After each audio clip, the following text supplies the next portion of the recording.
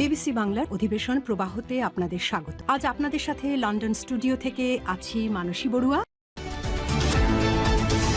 বাংলাদেশের সর্বশেষ গুরুত্বপূর্ণ আপডেট সংবাদে আপনাকে স্বাগত। শুরুতেই সংবাদ শিরোনাম, পরে বিস্তারিত। প্রথমেই জানাবো আমাদের হাতে থাকা সর্বশেষ গুরুত্বপূর্ণ সবথেকে তাজা আপডেট সংবাদ। অভয়নগরের যুবককে পিটিয়ে এবং কুপিয়ে হত্যা। যশোরের অভয়নগরে রিয়াজ হোসেন নামের এক যুবককে পিটিয়ে এবং কুপিয়ে হত্যা করেছে দুর্বৃত্তরা। গতরাতে 1টার দিকে উপজেলার প্রেমবাগ ইউনিয়নের ধলিরগাতি সরকারি প্রাথমিক বিদ্যালয় মাঠে এমন ঘটনা ঘটে। জানাবো জামাতকে যুবদলের সভাপতি সস্তা রাজনীতি পরিহার করে সুস্থ ধারা রাজনীতিতে ফিরুন।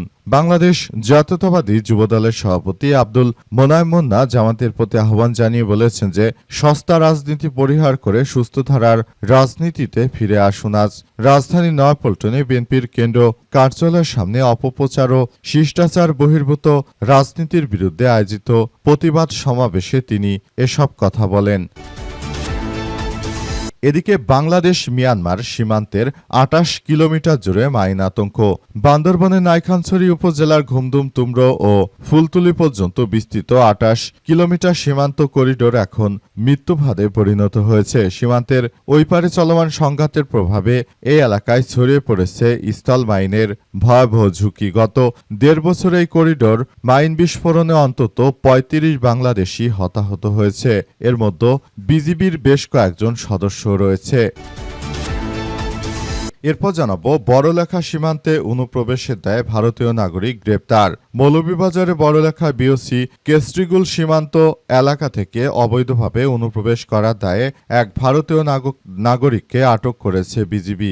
52 বিজিবি জানিয়েছে যে আনুমানিক বেলা ২:৩০টার দিকে বিয়ানীবাজার ব্যাটালিয়ন 52 বিজিবি এর অধীন বিওসি টিলা বিওপির দায়িত্বপূর্ণ এলাকায় অভিযান পরিচালনা করা হয়। সময় সীমান্ত পিলার হতে আনুমানিক ৩ কিলোমিটার বাংলাদেশের অভ্যন্তরে মাধবকুণ্ড নামক স্থান হতে মোহাম্মদ আলী হোসেন ৩২, পিতা সাবুদ্দিন, গ্রাম দক্ষিণ কেউটিগ্রাম, ডাকঘর আশলকান্দি, থানা পাথারকান্দি এবং জেলা করিমগঞ্জ, ভারতকে আটক করা হয়েছে।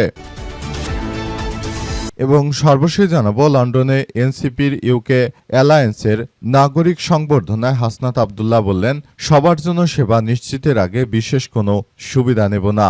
দেশে সকল নাগরিকদের সমান মর্যাদা ও সমধিকার প্রতিষ্ঠা না হওয়া পর্যন্ত আমি ব্যক্তিগতভাবে কোনো সুবিধা নেব না বলে জানিয়েছেন জাতীয় নাগরিক পার্টি এনসিপির এমপি হাসনাত আব্দুল্লাহ। তিনি আজ লন্ডনে দাঁড়িয়ে সব কথা জানিয়েছেন। লন্ডনে তার উপর বেশ কয়েক দফায় হামলার ঘটনা ঘটেছে। প্রিয় দর্শক, এতক্ষণ শুনছিলেন সংবাদ শিরোনাম, এবারে বিস্তারিত। তবে তার আগে বন্ধুরা অনুরোধ থাকবে এই সংবাদটিতে একটি লাইক দিন। এই চ্যানেলে আপনি নতুন হয়ে থাকলে আমাদের সংবাদটি দেখতে দেখতে চ্যানেলটি সাবস্ক্রাইব করে রাখুন। কমেন্ট করে বন্ধুরা আপনার মূল্যবান মতামত জানিয়ে দিন আপনি বিশ্বের কোন দেশ থেকে বা বাংলাদেশের কোন স্থান থেকে আমাদের সংবাদটি দেখছেন এবং শুনছেন। আর বন্ধুরা সংবাদটি আপনার সোশ্যাল মিডিয়া ফেসবুকে শেয়ার করে বন্ধুদেরও দেখার সুযোগ করে দিন। আজকের এই সংবাদ সম্পর্কে আপনার মূল্যবান মতামত কমেন্ট বক্সে কমেন্ট করে জানিয়ে দিন। গাজা যুদ্ধে আপনি যদি নিরীহ ফিলিস্তিনিদের ভালোবেসে থাকেন, কমেন্টে ইয়েস লিখে পুরো বিশ্বকে আমাদের এই তাজা আপডেটটি দেখার সুযোগ করে দিন। এবারে বিস্তারিত। বাংলাদেশ মিয়ানমার সীমান্তে ২৮ কিলোমিটার জুড়ে মাইন আতঙ্ক। বান্দরবানের নাইখানছড়ি উপজেলার ঘুমতুম তুমরু ও ফুলতুলি পর্যন্ত বিস্তৃত ২৮ কিলোমিটার সীমান্ত করিডোর এখন মৃত্যুফাঁদে পরিণত হয়েছে। সীমান্তের ওই পারে চলমান সংঘাতের প্রভাবে এই এলাকায় ছড়িয়ে পড়েছে স্থল মাইনের ভয়াবহ ঝুঁকি। গত ১.৫ বছর এই করিডোরে মাইন বিস্ফোরণে ৩৫ জন বাংলাদেশি হতাহত হয়েছে। নিহত হতাহতের মধ্যে স্থানীয় বাসিন্দা, রোহিঙ্গা, জেলে, কৃষি শ্রমিক এবং সীমান্তিরক্ষী বাহিনী বিজিবি সদস্যরাও। সর্বশেষ গত ৮-৯ জুন নাইখানছড়ি ঘুমদুম অংশে স্থলমাইন বিস্ফোরণে আব্দুল খালেক নামের এক যুবক নিহত হয়। এর আগে গত 24শে মে একই উপজেলার ভালুকিয়া এলাকায় মাইন বিস্ফোরণে 3 জন নিহত হয়েছে। 2025 সালের জানুয়ারি থেকে এ পর্যন্ত ফুলতলী, লেম্বুছড়ি, জামছড়ি, তুমরু ও ঘুমধুম এলাকায় একের পর এক মাইন বিস্ফোরণের ঘটনা ঘটছে। সংশ্লিষ্টদের মতে এর মূল কারণ হল মিয়ানমারের রাখাইন রাজ্যে চলমান সশস্ত্র সংঘাতের ফলে মূলত এই এলাকা দিয়ে মিয়ানমার থেকে সশস্ত্র সন্ত্রাসীরা তারা বাংলাদেশের অভ্যন্তরে ঢুকে পড়ে এবং তারা মূলত এই ধরনের কার্যক্রম চালিয়ে তারপর সবকিছু ধ্বংস করছে। এদের বিরুদ্ধে সবাইকে খুবই সচেতনভাবে কার্যক্রম চালাতে হবে। মিয়ানমারের এই সব জাতিগোষ্ঠী সন্ত্রাসীরা তারা মূলত বাংলাদেশটাকে বিশৃঙ্খল করার জন্য নানাবিধ ভারতের পয়সা পেয়ে তারা বাংলাদেশের বিরুদ্ধে এমন সন্ত্রাসী কার্যক্রম চালাচ্ছে। তাই বাংলাদেশের মানুষকে এদের বিরুদ্ধে সবসময় সতর্ক থাকতে হবে। যদি এই ধরনের কার্যক্রম তারা চালাতে থাকে তাহলে সেটি বাংলাদেশের জন্য আরও ভয়াবহ বিপর্যয়কর পরিস্থিতি বয়ে আনতে পারে। তাই এখনই এই বিষয়গুলো নিয়ে আমাদের সবাইকে খুবই গুরুত্ব সহকারে থাকতে হবে। বড়লেখা সীমান্তে অনুপ্রবেশের দায়ে ভারতীয় নাগরিক গ্রেপ্তার। মৌলভীবাজারে বড়লেখা বিওপি কেস্ট্রিগুল সীমান্ত এলাকা থেকে অবৈধ অনুপ্রবেশ এর দায়ে ভারতীয় নাগরিককে আটক করেছে 52 বিজিবি জানিয়েছে যে আজ আনুমানিক বেলা 2:30টায় বিয়ানীবাজার ব্যাটালিয়ন 52 বিজিবির অধিনায়ক আওতাধীন বিও সিটিলা বিওপির দায়িত্বপূর্ণ এলাকায় অভিযান পরিচালনা করা হয়। এ সময় সীমান্ত পিলার হতে আনুমানিক 3 কিলোমিটার বাংলাদেশের অভ্যন্তরে মাধবকুণ্ড নামক স্থান হতে মোহাম্মদ আলী হোসেন 32 পিতা সাবুদ্দিন গ্রাম দক্ষিণ কেউটি গ্রাম ডাকঘর আশলকান্দি থানা পাথরকান্দি এবং জেলা করিমগঞ্জ ভারত আটক করা হয়েছে। বিজিবি জানিয়েছে যে প্রাথমিক জিজ্ঞাসাবাদে আটক ব্যক্তির পরিচয় যাচাই বাছাই করার পর তাকে ভারতীয় নাগরিক বলে প্রতীয়মান হয়েছে। এছাড়াও আটক ব্যক্তিকে জিজ্ঞাসাবাদ এবং তার ব্যবহৃত মোবাইল ফোন তল্লাশি করে তার সঙ্গে থাকা যেসব নথিপত্র পাওয়া গেছে এর মধ্যে রয়েছে ভোটার আইডি কার্ড, ভারতীয় ট্যাক্স পেমেন্ট কার্ড, ভারতীয় আধার কার্ড। 52 বিজিবির অধিনায়ক আতাউর রহমান সুজন জানিয়েছেন যে তিনি অবৈধভাবে ভারত হতে সীমান্ত অতিক্রম করে বাংলাদেশে প্রবেশের চেষ্টা করে। জিজ্ঞাসাবাদে তিনি মোবাইল ফোনের ডিসপ্লে সংক্রান্ত ব্যবসায়িক কার্যক্রমের পরিচালনার উদ্দেশ্যে বাংলাদেশে অনুপ্রবেশ করেছে বলে স্বীকার করেছে। এই ঘটনায় অধিকতর যাচাই বাছাই, গোয়েন্দা অনুসন্ধান কার্যক্রম এবং পরবর্তী আইনগত ব্যবস্থা চলমান রয়েছে। ব্যাপারটি নিয়ে আসলে শেষ পর্যন্ত কোন দিকে যায় সেটি এখন পর্যন্ত কেউ বলতে পারছে না। জামাতকে যুবদল সভাপতি বললেন, সস্তা রাজনীতি পরিহার করে সুস্থ ধারা রাজনীতিতে ফিরে আসুন।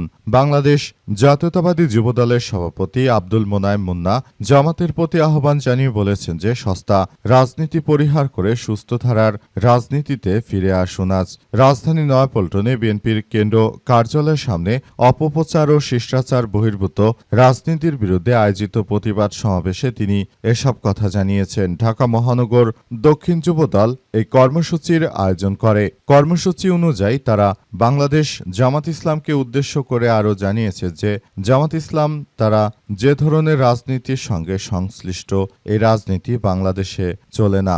বাংলাদেশের মানুষ তারা নিজের দেশপ্রেমিক দলকে ভালোবাসে, যেমনটা আমরা বিএনপিকে দেখি যে তারা দেশপ্রেমিক একটি রাজনৈতিক দল। তারা কখনো কোনো মানুষের সঙ্গে কিংবা কারো সঙ্গে কারো স্বার্থহানি হয় এমন কোনো কাজ করে না। সুতরাং আমরা বলতে চাই জামাত ইসলাম যদি এখনো এই ধরনের কার্যক্রম বজায় রাখে তাহলে ভবিষ্যতে সেটি জামাতের জন্য আরো বড় ধরনের একটি খারাপের দিকে চলে যেতে পারে। তাই বিষয়গুলোকে খুবই গুরুত্ব সহকারে দেখভাল করতে হচ্ছে। আমরা বিষয়গুলো নিয়ে সবাই একসঙ্গে কাজ করছে এবং আমরা চাই নতুন করে সবকিছু সুন্দরভাবে হোক। সেজন্য আমরা জামাত ইসলামের পক্ষ থেকে জামাত ইসলামকে বিএনপির পক্ষ থেকে বলতে চাই যে যেটি বাংলাদেশের জনগণের কল্যাণমূলক যে রাজনীতি সেটিতে ফেরত আসতে হবে। গুপ্ত রাজনীতি করে আপনারা যেভাবে গুপ্ত থাকতে চান সেটি আসলে কোনোভাবেই গ্রহণযোগ্য নয়। তাই মূল বিষয়গুলো নিয়ে আমরা আসলে খুবই সুন্দরভাবে কার্যক্রম চালাতে চাই। আমরা মনে করি আপনারা যেহেতু দেশের নাগরিক এবং আপনাদেরও দায়িত্ব রয়েছে দেশটাকে সুন্দরভাবে পরিচালনা করা। সুতরাং সরকারের বিরুদ্ধে ষড়যন্ত্র না করে আপনারা সরকারকে সর্বাত্মকভাবে সহযোগিতা করুন। যদি এটি করতে পারেন তাহলে ভবিষ্যতের বাংলাদেশ আরও সুন্দরভাবে বিনির্মাণ করা সম্ভব হবে বলে জানিয়েছেন তিনি। অভয়নগরে যুবককে পিটিয়ে এবং কুপিয়ে হত্যা। যশোরের অভয়নগরে রিয়াজ হোসেন নামের এক যুবককে পিটিয়ে এবং কুপিয়ে হত্যা করেছে দুর্বৃত্তরা। দিবাগত রাত 1টার দিকে উপজেলার প্রেমবাগ ইউনিয়নের ধলিরগাতি সরকারি প্রাথমিক বিদ্যালয়ের মাঠে এই ঘটনা ঘটে। নিহত রিয়াজ হোসেন ওই ইউনিয়নের ধলিরগাতি গ্রামের মনসুর আলীর ছেলে। তার বিরুদ্ধে অভয়নগর থানায় ডাকাতি, ছিনতাই, মাদকসহ একাধিক মামলা রয়েছে বলে নিশ্চিত করেছে পুলিশ ও এলাকাবাসী সূত্র থেকে জানা যায় রিয়াজ একজন শীর্ষ সন্ত্রাসী। মাদকের সঙ্গে তার সংশ্লিষ্টতা ছিল। দিবাগত রাতে কে বা কারা ধলিরগাতি সরকারি প্রাথমিক বিদ্যালয়ের মাঠে রিয়াজকে পিটিয়ে ও কুপিয়ে ধারালো অস্ত্র দিয়ে কুপিয়ে ফেলে রেখে যায়। খবর পেয়ে পুলিশ ঘটনাস্থল থেকে গুরুতর আহত অবস্থায় তাকে উদ্ধার করে উপজেলা স্বাস্থ্য কমপ্লেক্সে নিয়ে গেলে কর্তব্যরত চিকিৎসক তাকে মৃত ঘোষণা করে। উপজেলা স্বাস্থ্য কমপ্লেক্সের মেডিকেল কর্মকর্তা ডাক্তার মোহাম্মদ সবুজ বলেছেন যে দিবাগত রাতে রিয়াজ হোসেন নামের এক যুবককে মৃত অবস্থায় হাসপাতালে আনা হয়। তার মাথা এবং শরীরের বিভিন্ন স্থানে ক্ষয়ক্ষতির চিহ্ন রয়েছে। অতিরিক্ত রক্তক্ষরণে তার মৃত্যু হয়েছে বলে ধারণা করা হচ্ছে। এ ব্যাপারে গতকাল বুধবার সকালে উভয়নগর থানার ভারপ্রাপ্ত কর্মকর্তা মোহাম্মদ নুরুজ্জামান বলেছেন যে দুর্বৃত্তদের হামলায় রিয়াজ হোসেন নামের একাধিক মামলার আসামি নিহত হয়েছে। উক্ত ঘটনার পর ওই এলাকায় এখন পরিস্থিতি থমথমে অবস্থা বিরাজ করছে। উক্ত মাদক কারবারিকে কে বা কারা হত্যা করেছে সেসব বিষয় নিয়ে এখন পর্যন্ত কোনো ঘটনা ঘটার আসলে বিষয় সম্পর্কে জানা যায়নি। এই ঘটনায় পরিস্থিতি থমথমে অবস্থা বিরাজ করছে।